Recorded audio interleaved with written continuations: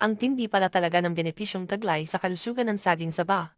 Ang mga saging na saba ay madalas na lumilitaw na berde ang kulay at lumalaki sa isang mas malalim na dilaw. Mayroon silang makapal na balat na may puti, starchy at matigas na laman. Ang prutas ng saba ay may lasa na may matamis na lasa. Dahil sa nutritional value nito, ang prutas ng saba ay may maraming benepisyo sa kalusugan. Ang ilan sa mga ito ay ang sumusunod. Isa, nakakatulong sa panunaw. Dahil sa konsentrasyon nito ng dietary fiber, ang prutas ng saba ay mahusay para sa panunaw.